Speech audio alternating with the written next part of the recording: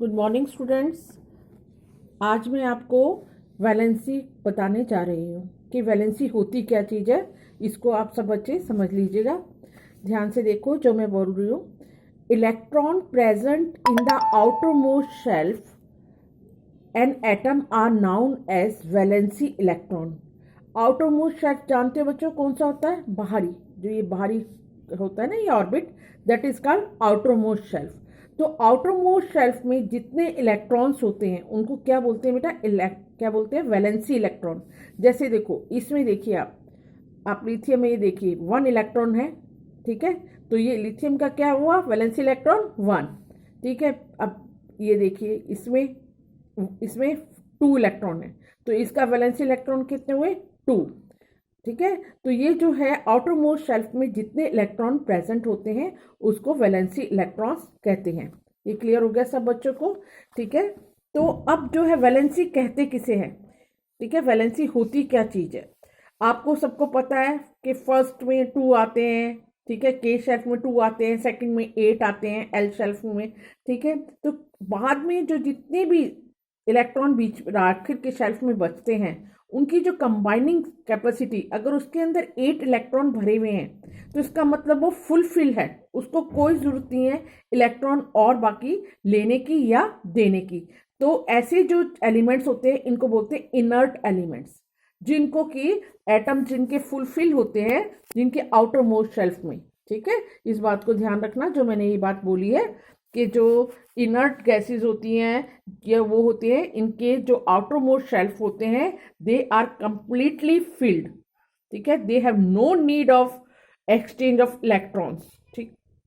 तो अब है ये देखो ये वाली line, the combining capacity of the atom of element that is their tendency to react and form molecules, ठीक है। जब भी कोई एटम दूसरे एटम के साथ कंबाइन करता है तो वो अपने इलेक्ट्रॉन को आदान या प्रदान करता है, इस टेंडेंसी को, ठीक है। इस टेंडेंसी के कारण रिएक्शन होता है और क्या बनता है? मॉलिक्यूल्स बनता है, ठीक है। तो ये जो है an outer most shelf which had 8 electron was said to possess an octet. अब एक और बात बताई है इन्होंने कि जिसके आउटर मोस्ट शेल्फ में 8 इलेक्ट्रॉन होते हैं उसको ऑक्टेट बोलते हैं। क्या बोलते हैं? ऑक्टेट बोलते हैं, ठीक है। जिस तरह से अब ये ऑक्टेट वाले जो होते हैं ये कंप्लीटली फील्ड होते हैं, इनको कोई ज़रूरत नहीं होती भारी इलेक्ट्रॉन्स लेने देने की, ठीक है। जिनको अपने इलेक्ट्रॉन्स को लेने की, देने की, शेयरिंग करने की आवश्यकता पड़ती है तो वो उनसे ऐसे वैलेंसी बन जाती है और इस तरह से वो रिएक्शन करते हैं। Atom would thus react so to achieve an octet in the outer most shelf. तो अपने आप को कंप्लीटली फिल करने के लिए वो किसी भी एटम से इलेक्ट्रॉन को लेता है। The number of electrons gain और लॉस्ट और shared so as to make the octet of electrons in the outer most shelf, ठीक है। तो इस तरह से जो लेना देना या शेयर करने से एक जो है कंबाइनिंग कैपेसिटी बन जाती है। इस कंबाइनिंग कैपेसिटी को हम क्या बोलते हैं? वैलेंसी बोलते हैं। The combining capacity of element that is valency discussed in the previous chapter. इसी को क्या कहते हैं? वैलेंसी कहते हैं। जो combining capacity of an element है ना, तो दैट इज कॉल्ड वैलेंसी। तो ये वैलेंसी आपको सबको समझ आ गई होगी सब बच्चों को, ठीक है। इसके लिए जो है इन्होंने एक एग्जाम्पल लिया है, फॉर एग्जाम्पल फ्लोरीन। ये एक फ्लोरीन का एटम है, उसकी वैलेंसी का आपको बता रही हूं मैं। For example the fluorine atom has 7 electron in the outer most shelf. जो फ्लोरीन एटम है उसके जो आखिर के जो आउटर मोस्ट शेल्फ में है उसमें कितने हैं बेटा? 7 इलेक्ट्रॉन है, ये देखिए आप, ठीक है। उसके 7 है तो उसको कंप्लीट होने के लिए कितने इलेक्ट्रॉन की आवश्यकता है? 1 इलेक्ट्रॉन की। 8 जो है वो कंप्लीट माना जाता है, तो एक एक इलेक्ट्रॉन उसको चाहिए। बट इट इज अब 7 देने की जगह अगर वो 1 ले ले तो वो ज़्यादा बेटर है, इजी है ना, दैट मेथड इज। तो but it is easier fluorine to gain 1 electron instead of losing 7 electron. Hence, its valency is determined by subtracting 7 electron from the octet, and this give you a valency of 1 for fluorine, क्योंकि इसने 1 electron लिया है ठीक है, तो इसके ऊपर -1 आ जाता है फ्लोरीन के ऊपर, तो इसकी वैलेंसी क्या हो जाती है, माइनस। जो लेता है हमेशा इलेक्ट्रॉन उसके ऊपर क्या आती है, माइनस, और जो देता है इलेक्ट्रॉन हमेशा उसके ऊपर आती है प्लस। तो ये बात सबको समझ आ गई होगी वैलेंसी वाली, कि किस तरह से इलेक्ट्रॉन कितने लेकर अपने आप को कौन कितना कंप्लीट कैसे कंप्लीट करता है, दैट बिकम वैलेंसी। अब मैं आपको एक और टॉपिक पढ़ा रही हूँ, that is atomic number. Atomic number क्या होता है, proton number is called atomic number. ठीक है, एटम में 3 आपको पता है सब पार्टिकल्स होते हैं, कौन कौन से बेटा, प्रोटॉन, न्यूट्रॉन और इलेक्ट्रॉन। प्रोटॉन और न्यूट्रॉन हमेशा न्यूक्लियस में पाए जाते हैं, इलेक्ट्रॉन हमेशा ऑर्बिट में रिवॉल्व होते रहते हैं। ठीक है, ये वाली बात समझ आ गई है। तो आपको ये देखो, proton are present in the nucleus of an atom, it is the number of proton of an atom which determine its atomic number. It is denoted by capital Z. आगे बात समझिए। अब फॉर एग्जाम्पल हाइड्रोजन जेड का 1 atom है, ठीक है, hydrogen के जो प्रोटॉन की संख्या 1 है, because in hydrogen atom only 1 proton is present in the nucleus. Similarly for carbon का क्या है, एटॉमिक नंबर 6, इसके अंदर क्या है, प्रोटॉन की संख्या कितनी है, 6। ठीक है, आगे बात समझ। तो ये है आपको atomic number is the what number, proton number is called the atomic number. Atomic number बेटा हमेशा एक बात ध्यान में रखना, proton number, atomic number and electron number always same. इस बात को ध्यान से अपने दिमाग में बैठा लो सब बच्चे। मैंने यहाँ पे आपको ये लाइन लिखकर भी दे दी है ताकि आपको समझ आ जाए। Proton number, atomic number equal, देखो इक्वल का निशान लगाया हुआ दिख रहा है आपको ये बेटे बीच में। Proton number is equal to atomic number, atomic number is always equal to electron number. ये तीनों चीजें हमेशा कोई भी न्यूमेरिकल में अगर आपको एक भी हिंट दे दिया और तीनों में से प्रोटॉन की संख्या दे दी है तो समझ लो तुम्हें एटॉमिक नंबर भी पता चल गया, इलेक्ट्रॉन नंबर भी पता चल गया। बाय चांस तुम्हें एटॉमिक नंबर दे दिया है तो तुम्हें प्रोटॉन की नंबर भी पता चल गया, इलेक्ट्रॉन का नंबर भी पता चल गया। तीनों में से कोई सा भी एक नंबर आपको पता चल जाए तो बाकी के 2 का आपको खुद ही अपने आप पता चल जाएगा। आगे बात समझिए। ठीक है, अब मैं आपको दूसरा जो टर्म बता रही हूँ, मास नंबर। मास नंबर क्या होता है, total number of proton and neutron is called mass number. ठीक है, it is present in the nucleus. ये बात ध्यान से समझ लो, और मैं इस बुक में भी आपको जहां लिखा हुआ है मैं बता देती हूँ। देखो, there are present in the nucleus of an atom, hence proton and neutron are also called nucleon.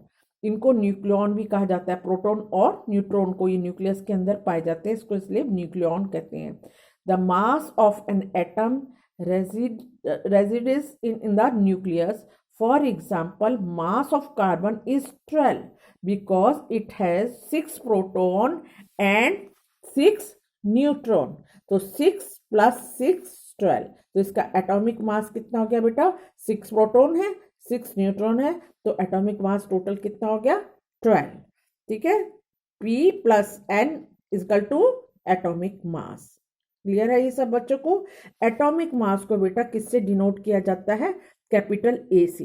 Okay, तो यहाँ पे देखो इसकी डेफिनेशन दे रखी है एटॉमिक मास की, the sum of total number of proton and neutron are present in the nucleus of an atom is called क्या है, atomic mass. It is denoted by A. Clear हो गया ये दोनों टर्म आपको, एटॉमिक नंबर प्रोटॉन नंबर और mass number total number of proton and neutron. ठीक है, अब आपको एक और नेक्स्ट में आपको टर्म बता रही हूँ, आइसोटॉप्स एंड आइसोबार। आइसोटॉप्स और आइसोबार क्या होते हैं बेटा, मेन इसका एक बात याद रखनी है, इसमें क्या होता है, सेम एलिमेंट, जैसे ये देखो ये सेम एलिमेंट है कार्बन और कार्बन, इसका एटॉमिक नंबर तो सेम रहता है लेकिन मास नंबर चेंज हो जाता है, दैट इज कॉल्ड आइसोटॉप्स।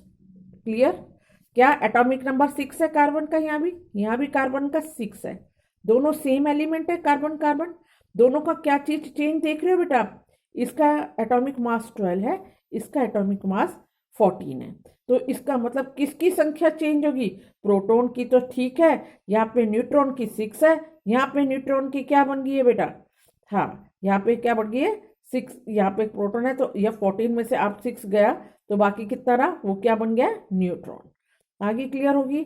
अब ये इसी तरह से आपका क्लोरीन भी इसका एक और एग्जाम्पल है। ये देखिए क्लोरीन में क्या है, एटॉमिक मास 17 और यहाँ भी 17, और क्या बदला है, एटॉमिक मास बदला है उसमें 35 और इधर 37। हाँ, तो आपको आइसोटॉप की क्या डेफिनेशन है, आपको ये मैंने एग्जाम्पल बता दिया है। तो on the basis of this example, isotopes are defined as the atom of the same element having the same atomic number but different mass number, that is isotope। अब आइसोटॉप्स के बेटा बहुत सारे यूजेस है हमारी इस लाइफ में। क्या क्या यूजेस हैं ये आपको यहाँ पे एप्लीकेशंस दे रखी हैं।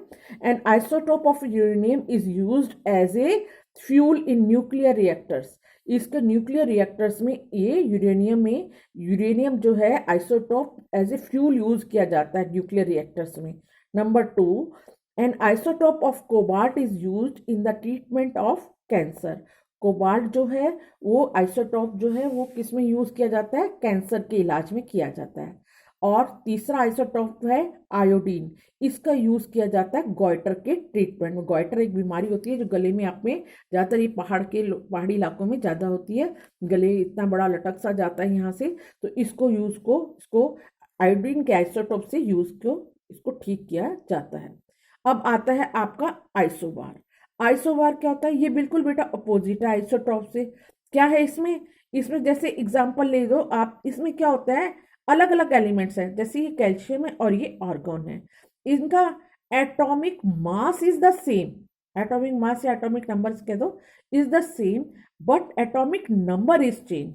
यहाँ पे एटॉमिक नंबर चेंज है, इसका 20 है, इसका 18 है, और एलिमेंट्स भी अलग अलग होते हैं। ठीक है, elements are different and their atomic mass is the same but atomic number is different. ये बात को ध्यान रखना। तो atom of different elements with different atomic number which have the same mass number are known as isobar. तो ये आप सबको क्लियर हो गया होगा, ये लेसन यहाँ पर फिनिश हो गया है। अब मैं इसके बैक एक्सरसाइज के क्वेश्चन आंसर्स आपको कुछ लिख के दूंगी, तो ठीक है, वो आप इसको नोट कर लेना और इस लेसन को अच्छी तरह अपना ध्यान से इसको नोट डाउन कर लेना। ठीक है, आज के लिए इतना बहुत है। Have a nice day, thank you.